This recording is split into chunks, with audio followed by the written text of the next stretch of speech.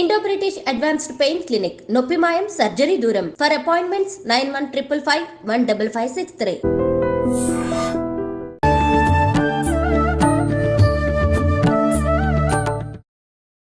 నమస్కారం, welcome to I dream.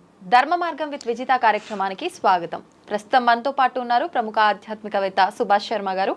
ఇప్పుడు వారితో మాట్లాడి మనకున్న సందేహాలన్నింటినీ కూడా నివృత్తి చేసుకునే ప్రయత్నం చేద్దాం. నమస్కారం గురుగారు. శ్రీమాత్రే నమః. గురుగారు, చాలామంది ఉదయం లేవగానే దేవుణ్ణి తలుచుకోవడము, లేదు అనంటే ఎవరి అరచేతులు వాళ్ళు ఇలా ఒకసారి రుద్దుకొని చూసుకొని కళ్ళకద్దుకోవడము, ఇలాంటివి చేస్తూ ఉంటారు. నిజంగా ఎందుకని ఇలా అరచేతులు అలా చూసుకోవడం దేనికి సంకేతం అంటారు? తప్పకుండా తెలియజేస్తున్నాం. ముందుగా ప్రేక్షకులందరికీ శ్రీమాత్రే నమః, శ్రీ గురుభ్యో నమః. నమో దేవ్యై మహాదేవ్యై శివాయై సతతం నమః. నమ ప్రకృత్యై భద్రాయై నిహతాం ప్రణతాస్మిత. దీనికి మనకు ఒక శ్లోకం ఉంది. కరగ్రే వసతే లక్ష్మీ కరమూలే సరస్వతి కరమధ్యేతు గోవిందే ప్రభాతే కరదర్శనం. కరములు అంటే చేతులు. ఈ చేతులలో మహాలక్ష్మి, మహాకాళి, మహాసరస్వతి ముగ్గురు దేవతలు కొలువైనటువంటి హస్తములే ఈ కరములు అని అర్థం. ఇక్కడ మనకు కరములు ఎందుకు చూసుకోవాలి అంటే, మనము చాలామంది ఈ మధ్యకాలంలో కూడా ఉదయం లేచిన వెంటనే చేతులు చూసుకోవడం, భూమికి నమస్కారం చేసి పాదాలు కింద పెట్టడము, ఇవన్నీ కూడా ఎందుకు చేస్తారు అని అంటే గనక, మనకు ఉదయం లేచిన తర్వాత మనము కొన్ని వస్తువులను చూడడం ద్వారా మనకు పాజిటివ్ ఎనర్జీ అనేటటువంటిది మనకు తెలియకుండానే మనకు ఆపాదించబడుతూ ఉంటుంది. అది మనం చూసేటటువంటి విధానంలో కావచ్చు, లేదా మనం తెలియకుండానే మన కంటికి కనిపించే వస్తువుల ద్వారా కూడా ఆ డేని మనం గుర్తించేటటువంటి అవకాశాలు మనకు పూర్వకాలం నుంచే ఉన్నాయి. అది జ్యోతిష శాస్త్రంలో కూడా, వాస్తుశాస్త్రంలో అందుకే ఏం చెప్పారు అంటే, మనం ఉదయం లేచిన తర్వాత మనం ముందర కంటికి కనిపించేటటువంటి వస్తువులు కూడా పాజిటివ్ ఎనర్జీని ఇచ్చేటటువంటి వస్తువులే ఉండాలి తప్ప నెగిటివ్ ఎనర్జీని ఇచ్చేటటువంటి వస్తువులు ఉండకూడదు అని చెప్పేసి కూడా మనకు వాస్తుశాస్త్రంలో చెప్పారు. అందుకే మన బెడ్రూమ్లో కానీ లేదా మన హాల్లో కానీ మన ఇంటి ప్రదేశంలో ఎలాంటి వస్తువులు ఉంచుకోవడం ద్వారా మనిషి యొక్క ప్రవర్తన ఏ రకంగా ఉంటుందో అనేటటువంటిది కూడా గుర్తించేటటువంటి అవకాశాలు మనకు వాస్తు శాస్త్రంలో చెప్పడం జరిగింది. కాబట్టి ఇక్కడ చేతులు చూసుకోవడము అని అంటే, మన జీవితంలో మనం ఏది సంపాదించాలన్నా, ఏది చేయాలన్నా చేతులు లేకుండా ఏది చేయలేము. అందుకే చేతులు లక్ష్మీదేవితో సమానము అని చెప్పడం జరిగింది.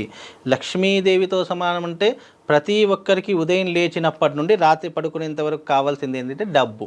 అవునండి. ఉదయం లేచాము, మనము అన్నీ మన శరీరానికి సంబంధించిన అన్ని కాలకృత్యాలు అయిపోయాయి, అన్ని రకాలుగా మనం భోజనం చేసాం, టిఫిన్ చేసాం, అన్నీ అయిపోయాయి అంటే ఇక మనం వెంటనే పరిగెత్తేటటువంటి కాలంతో మనకు చేతులతోనే పని ఉంటుంది. ఏది చేయాలన్నా చేతులతోనే. అంటే చేతులు అనేటువంటి లక్ష్మిని ప్రసాదించేటటువంటిది. ఏది తీసుకోవాలన్నా, ఏది ఇవ్వాలన్నా, ఏది దానం చేయాలన్నా చేతులే దానికి ప్రధానమైనటువంటి.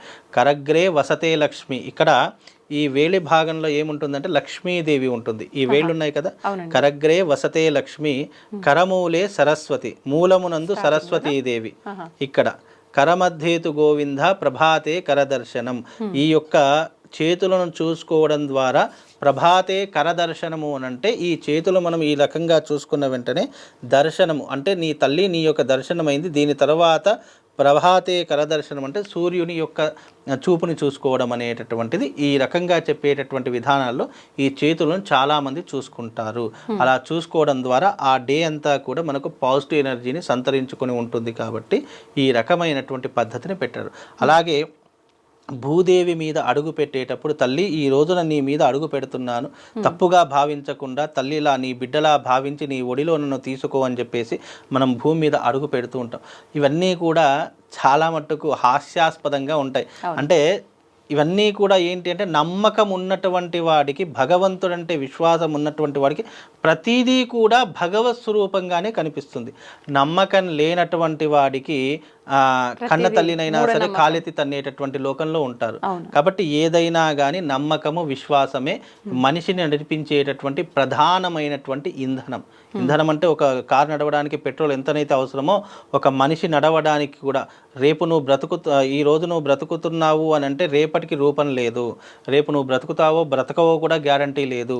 ఈ రోజు ఏంటోనే మనకు అర్థమైపోతుంది తప్ప రేపటికి మనం ఏమనుకుంటామో తెలియదు. కాబట్టి మనం భూమి మీద అడుగు పెడుతున్నాము అని అంటే తల్లి నన్ను నీ బిడ్డలా భావించు తప్ప నన్ను అన్యదా భావించకుండా నన్ను రక్షించు తల్లి అని చెప్పేసి భూమి మీద అడుగు పెడతామట. అందుకే ప్రతి ఒక్కరు భూమి మీద అడుగు పెట్టేటప్పుడు కూడా భూదేవిని కూడా నమస్కారం చేసుకొని అడుగు పెట్టాలి అని శాస్త్రం అన్నమాట. ఇలా ఒక్కొక్కటి ఒక్కొక్క రకంగా చాలా విస్తృతంగా చెప్పడం జరిగింది శాస్త్రంలో. కాబట్టి ఇవన్నీ కూడా మనిషి యొక్క నమ్మకం మీద ఆధారపడి ఉన్నటువంటి సున్నితమైనటువంటి అంశాలు. కాబట్టి ఇవన్నీ చేసుకోవడం ద్వారా ఏమవుతుంది, ఎవరికో ఏదో జరగడం కాదు, ఏదో అయిపోతుందని కాదు, మనకు పాజిటివ్ ఎనర్జీని గెయిన్ చేసుకోవడం, మన శక్తిని ప్రసరింపజేసుకోవడం. మనం ఈ రోజు నడుస్తున్నాము, ఈ రోజు ఇంత సంపాదిస్తున్నాము, ఇవన్నీ చేస్తున్నాము అని అంటే ఆ భూదేవి తల్లి యొక్క అనుగ్రహము. భూదేవి లేకపోతే సృష్టిలో ఏ పంచభూతాల్లో మనకు తినడానికి ఏ ఆహారం కూడా దొరకదు. అది భూదేవికి ఉన్నటువంటి గొప్పతనం. ఎందుకంటే మనం ఈ రోజున ఒక విత్తనం వేస్తున్నాము అంటే దాని నుంచి పంట రావాలన్నా, మనకు ఒక 4 ముద్దలు చేతిలో నోట్లోకి వెళ్ళాలన్నా ఆ భూదేవి తల్లి యొక్క అనుగ్రహమే. కాబట్టి ఆ తల్లిని అనుగ్రహిస్తే ఆ తల్లి మనల్ని అనుగ్రహిస్తే మనకు అన్నీ దొరుకుతాయి. అలాగే ఈ రోజున మనము లగ్జరీగా తిరుగుతున్నాము, చక్కగా కార్లలో తిరుగుతున్నాము, చక్కగా పెద్ద పెద్ద భవనాలు కట్టుకుంటున్నాము అంటే లక్ష్మీదేవి యొక్క అనుగ్రహం. తల్లి ఇగో ఈ చేతులతో నిన్ను అర్థిస్తున్నాను, ఈ చేతులతోనే సంపాదిస్తున్నాను తల్లి, ఈ సన్మార్గమైనటువంటి చేతులను నీ యొక్క రూపకంగా భావన చేసుకొని మమ్మల్ని అష్టైశ్వర్యాలతో తులతూ అని చెప్పేసి ఈ 2 చేతులు జోడించి నమస్కారం చేసి మంత్రం నామం ఏమైనా చెప్పాలా గురువు గారు? ఉంటుంది దాంట్లో చాలా. ఇప్పుడు నేను చెప్పాను, కరగ్రే వసతే లక్ష్మి, కరమూలే సరస్వతి, కరమధ్యేతు గోవింద, ప్రభాతే కరదర్శనం అనేటటువంటి మంత్రం చదువుకున్న చాలా అద్భుతమైనటువంటి ప్రయోజనాలు కలుగుతాయి. అలాగే సముద్రవసనే దేవి పర్వతస్తన మండలే విష్ణుపత్ని నమస్తుభ్యం పాద స్పర్శక్షమస్వమే. భూమి మీద కాలు పెట్టేటప్పుడు ఈ మంత్రం చదువుకోవాలట. ఇవన్నీ కూడా మా తాతగారు అప్పట్లో చెప్పేవారు. ఎందుకంటే మేము స్వాధ్యాయాలు ఎక్కువగా ఉండేటట్టు ఇప్పటికి కూడా స్వాధ్యాయ అనేటటువంటిది ఎవరైతే ఆచరిస్తున్నారో వాళ్ళందరికీ ఇవన్నీ కూడా అర్థమవుతాయి. అంటే భూమి మీద కాలు పెడితే ఏ శ్లోకం చదవాలి, అన్నం తినేటప్పుడు ఏ శ్లోకం చదువుకోవాలి, అలాగే మనము ఏదైనా ఎవరికైనా దానం చేసేటప్పుడు ఏం శ్లోకం చదువుకోవాలి, ఇవన్నీ కూడా మనకు స్వాధ్యాయులు అప్పట్లో మా తాతగారు స్వాధ్యాయకు వెళ్ళకపోతే బెత్తం తీసుకొని పడాపడి కొట్టేవాళ్ళు మా తాత. భరత పూజ నిజంగా అంటే ఆ రకంగా మా ఇంట్లో ఉండేటటువంటి వారు. అంటే స్వాధ్యాయకి వెళ్ళకపోయినా కానీ, లేదు అని అంటే కనుక పొద్దున్న లేసి నువ్వు సంధ్యావందనం చేసుకోకపోయినా, గుడికి వెళ్ళి దీపం పెట్టకపోయినా, నిజంగా ఎలా కుక్కను కొట్టేవారు అంటారు చూసారా మాటలు వింటారు, అలా కొట్టేవారు మమ్మల్ని. మీరు తిన్నారా అట్లా దెబ్బలు? అయ్యో చాలా, 1 కాదు 2 కాదు, కొన్ని 100 సార్లు. ఇప్పటికీ మా నాన్నగారు కొట్టింది ఇప్పటికీ అలా ఇక్కడ ఉంటుంది నాకు, ఉండిపోయింది. అంటే ఆ రకంగా చేశారు కాబట్టి ఇప్పుడు మంచిగా జరిగింది కదా 100%. ఎప్పుడైనా చాలా మంది ఇప్పుడు పెద్దవాళ్ళు కొట్టారు అని అంటే కనుక ఏదో ఒక అర్థం ఉందో, లేదంటే మనం ఏదో సన్మార్గంలో నడవాలని కొట్టారనే తప్ప, అప్పట్లో మనకు కోపం వచ్చేది, అయ్యో ఊరికి ఏంటి నాయన అనవసరంగా ఇంట్లో పుట్టాను అనుకుంటారు. కానీ అది అప్పుడు మాకు అర్థం కాలేదు. ఇదిగో ఇప్పుడు అర్థమయ్యి ఈ పొజిషన్లో ఉన్నాం. లేదు అని అంటే ఏ ఆవులు మేపుకుంటూ, ఎందుకంటే పల్లెటూరు కదా, ఆ పల్లెటూరులో అదే రకంగా ఉండేది.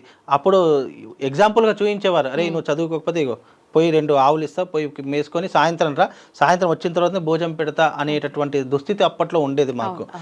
అంటే మా ఇంట్లో అప్పట్లో ఆవులు ఒక 50 ఆవులు, అన్ని చాలా రకాలుగా పశు పంటలు, పాడి పంటలు చాలా. అప్పట్లోనే మాకు ఒక 80 ఎకరాల పొలం ఉండేది. అప్పట్లో అలా ఉండేది కాబట్టి మా తాతగారు ఏంటంటే, నువ్వు ఇవన్నీ పోయినా కూడా నీ కాళ్ళ మీద నువ్వు నిలబడాలి అని అంటే నీకు ఒక జీవన వృత్తి కావాలి. మనకున్నటువంటి వృత్తి ఇదే వృత్తి కాబట్టి రోజు సంధ్యావందనం చేసుకో, గుడికెళ్ళి గాయత్రి జపం చేసుకో, అక్కడ దీపం వెలిగించు, దాని తర్వాత నువ్వేమైనా ఆడుకో అని అనేటటువంటి వారు. అప్పట్లో అలా ఉండేది, ఒక సిస్టమేటిక్గా ఉండేటటువంటి. అలాగే సంక్రాంతి రాగానే మంచిగా చాప మీద కూర్చోబెట్టి నేరవళ్ళు, రేగిపళ్ళు, జామకాయలు, జీడి గింజలు ఇవన్నీ కూడా మాకు భోగి పళ్ళు పోసేటటువంటి వారు. కానీ ఇప్పుడు సాంప్రదాయం అవన్నీ కూడా కనుమరుగైపోయి ఇప్పుడు ఎవరికైనా పిల్లలకు పోద్దాం అనుకున్నా ఏంటి నాన్న ఏంటిదంతా అని చెప్పేసి, అంటే చాలా మట్టుకు నిజంగా సాంప్రదాయాలు అన్ని కనుమరుగైపోయాయి, చాలా మట్టుకు మర్చిపోయేటటువంటి స్థితిలో ఉన్నాయమ్మా. కాబట్టి అందుకే ఏదైనా మనం ఒక కాలు భూమి మీద పెట్టాలన్నా, మనం ఏదైనా సంపాదించాలన్నా, పొద్దున్న లేసి చేతులు చూసుకోమన్నారన్నా అది మన కోసమే తప్ప ఇతరుల వాళ్ళ కోసం కాదమ్మా. నిజంగానే మీరు చెప్పిన ఇప్పుడు మీకు సంబంధించిన విషయం ఏదైతే ఉందో ఇప్పుడు ఈ తరం వాళ్ళకి ఒక మంచి ఉదాహరణగా పనిచేస్తుంది ఇది. నిజంగానే ధన్యవాదాలు గురువు గారు.